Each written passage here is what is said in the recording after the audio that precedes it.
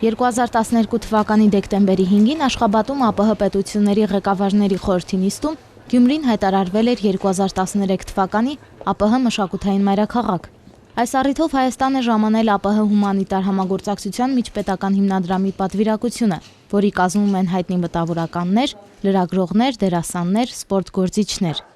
Պատվիրակության անդամները Հայաստանի Հանրապետության մշակույթի նախարար Հասմիկ Պողոսյանի գլխավորությամբ մեկնել են Գյումրի եւ հանդիպել ծրագրի մարզային եւ քաղաքային պատասխանատուների հետ։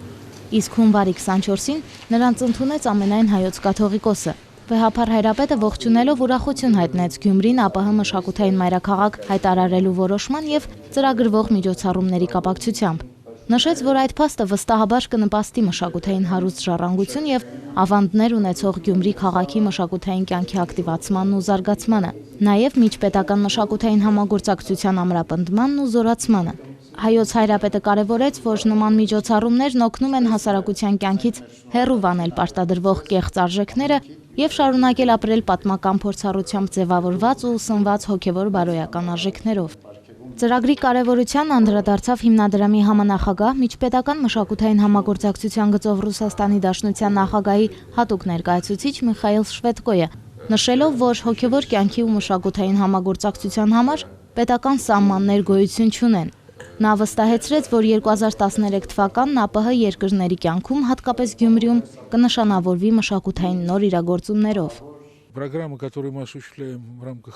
Միջպետական այս ծրագրով նախատեսվում է իրականացնել մշակույթի եւ արվեստի տարբեր ոլորտները ներառող ավելի քան 5 տասնյակ միջոցառում, փառատոներ, ցուցադրություններ, ներկայացումներ, հյուրախաղեր, գիտաժողովներ, հրատարակվելու են գրքեր։ Վստահ ենք, որ որոշ չափով Գյումրի քաղաքում կարթնանա երբեմնի մշակութային ակտիվ կյանքը։ Դրա համար մենք ջանքեր չենք խնայի։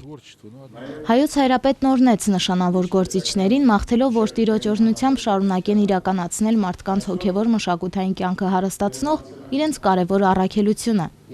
ԽՍՀՄ ժողովրդական արտիստ Եվգենի Պետրոսյանը հիշեց այն տարիները, երբ առաջին անգամ ոտք էր դրել մայրաթոռ։ Այդ ժամանակ նրան ընդունել էր Վազգեն Վեհափարը։ Այսօր նա իր երախտագիտությունը հայտնեց Հայոց Հայրապետին նույն ջերմ ընդունելության համար։ Նշեց նաև, որ մեծ անհամբերությամբ է սպասում Մոսկվայում կառուցվող եկեղեցու շինարարության ավարտին,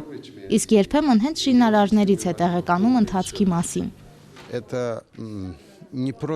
Սա սովորական այց չէ սրբավայր, երբ հաղորդակից ես դառնում հոգևոր ժառանգությանը եւ նույնիսկ չես էլ մասնակցում հոգևոր արարողությանը, միևնույնն է դու վերաիմաստավորում ես կյանքդ այստեղ, վերստին հասկանում քրիստոնյա բոլոր ազգերի կյանքում Սուրբ Էջմիածնի կարևորագույն նշանակությունը։